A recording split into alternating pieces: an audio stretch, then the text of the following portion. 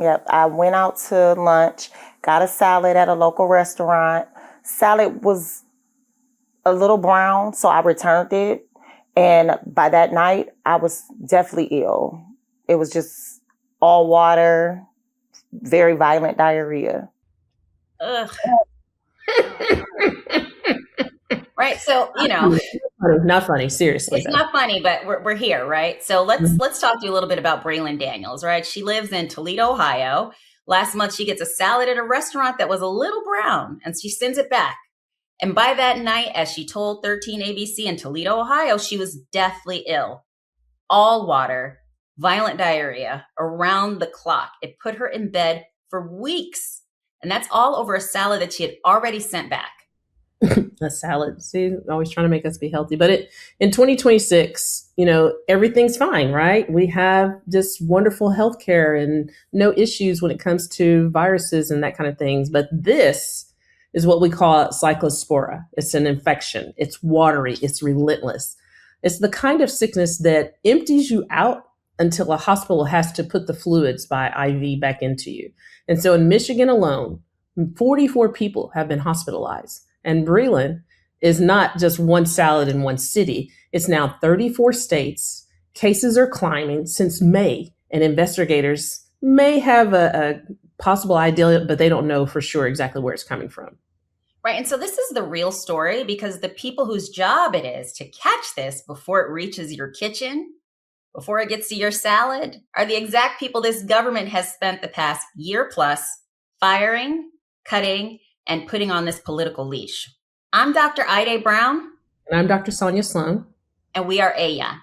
Black and Brown Women Disruptors in Healthcare and Beyond. And so today, one thesis: a system that was built to protect you, right? Being a patient, being healthy, is being hollowed out from the inside out. And so a parasite in your salad is showing us exactly what is truly costing Americans today. Let's roll the next clip.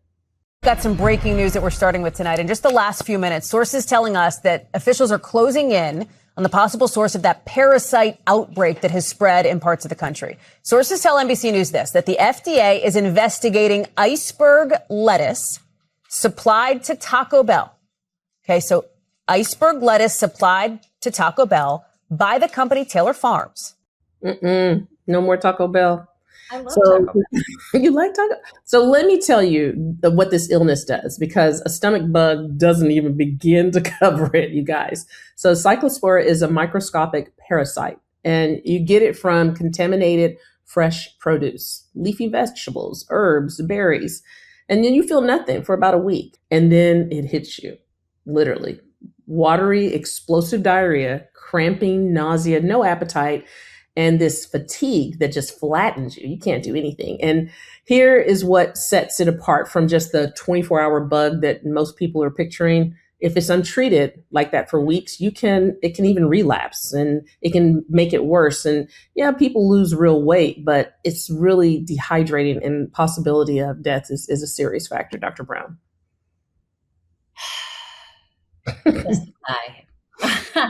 Because as of this week, the CDC has confirmed more than 1,600 cases across 34 states, with thousands more still being counted. And remember, it takes a while for it to kick in. So in Michigan, which is the center of this, the number has climbed past 2,600. Wow. So that's a state that normally sees about 50 cases in a whole year. 50? That's like, we're closer to 2,000 mark. So that ratio is not setting well. No pun intended. Never mind. So Sonya, Dr. Sloan, as orthopedic surgeons, right, here's our translation. Because in our world, the entire game is about catching the threat inside that window where we can still fix it, right? We're orthopods. We fix things. So you want to know if there's a clot. You want to be preemptive about this infection. You want to be preemptive about any bleeding. But if you miss that window, you have a small problem that can become a huge catastrophe. So, public health works the exact same way. There's this window to catch an outbreak. You trace it to the source. You pull the contaminated food before it reaches million dinner tables and Taco Bell and iceberg lettuce. Yeah, no. Millions of dinner tables. And the beautiful and the maddening thing about what works and then what is done right, you never even hear about it. We didn't hear about this stuff in May, or at least the few people that did, it was like in those cities or in the small news medias, right? Nobody throws a parade for an outbreak that did not happen, for the shipment that got pulled. No one talks about that, right? So success in public health looks like nothing happened at all. That's what success is. So that's exactly why it's so easy to gut, right? To cut it from the budget. You cannot miss what no one ever, nobody told you that it was protecting you. Yeah. So let's talk about what actually got cut, because this outbreak is not landing on a healthy system at all. We are already broken, right? It's landing on what has already been thinned. It's been decimated on purpose, right? Piece by piece over the last year and a half or so. And, here's the facts, right? Here are the facts. For 30 years, the CDC ran an early warning network called FoodNet that actively tracked 8 foodborne pathogens. And as of July 1st of last year, 2025, the current administration cut that down to only 2 pathogens, Salmonella and E. coli. So the other 6, including this parasite, became optional to track. So the CDC said the reason behind the cut was, lack of funding. Right? No funding. So let's just put that into context, this lack of funding, because this is the same government building a ballroom where the East Wing used to stand. A price that started at 200 million, then 300, then 4. And the Washington Post reports the real number could reach even $600 million. And that's with us, taxpayers, covering about half of that. Wait, I thought he was paying for this whole golden ballroom thing, but we digress. So let's go back to this whole not tracking this parasite that was in Braylon's salad that was now optional because no one's tracking it. This active early warning system, again, for food on your plate is now optional with our government. Yeah. So for the exact parasite now moving through 34 states. And over that same stretch, the CDC lost thousands of staffers to cuts in attrition and epidemiologists and lab scientists, the people who interview patients and connect the dots across state lines. This is Doge playbook we keep coming back to, even though now the trillionaire is nowhere to be found. They gut the workforce. They call it efficiency, and they wait for something to break. Well, something broke again. And that is not just us talking, right? That's Dr. Robert Redfield, who ran the CDC under this current president. That's his own man, his own CDC director. Even he says gutting disease surveillance was a mistake. In his words, surveillance is the key to early identification. So when the guy you picked to run the agency says that you broke the thing that keeps people alive, that's not politics, right? That's a warning, Dr. Sloan. Red flags, right? So hold this contrast, to the government found this speed to install political review over every major CDC decision. They found speed time to fire the agency's director in under a month, you guys. And what they did not do will keep counting, right? These things that are going to keep affecting us because no one's really looking, no one's holding anybody accountable, is now spreading to 34 states explosively. So again, they found the money for this ballroom, right? So they also found money to police the science. But they made the tracking of this parasite in your salad on our iceberg lettuce optional. So you got it for the ballroom, but you do not have it for your kitchen table. Because you can't catch what you stop counting. We keep telling you guys that. If they're not looking and no one's reporting it, then who's it affecting? No data, no outbreak, no one to blame. Which brings us to the person who was supposed to be steering all of this, Dr. Sloan. Yeah, for nearly a year, right? The CDC, the top public health agency in the country, has not had any stable leader.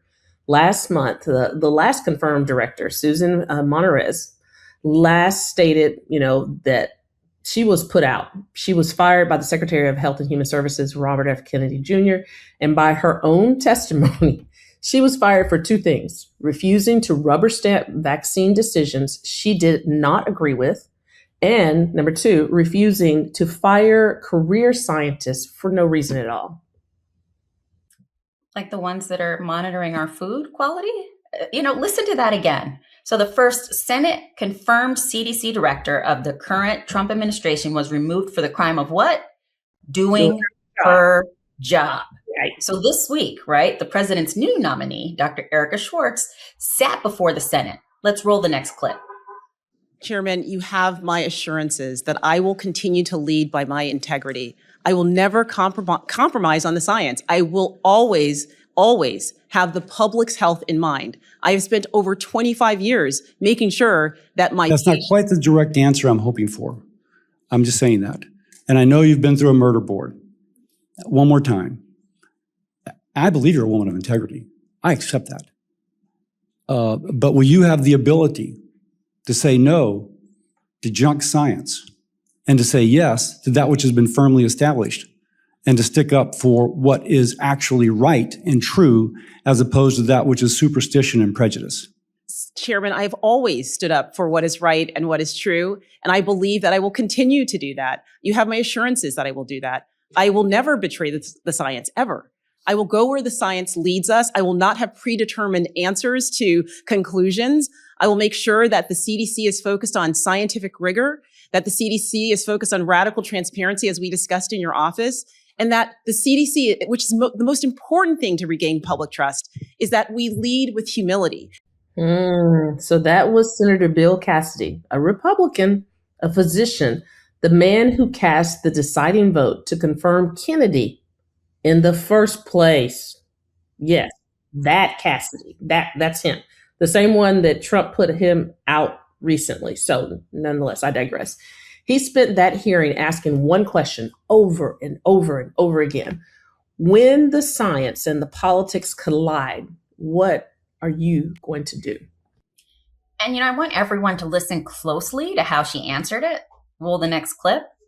Public health is in my DNA.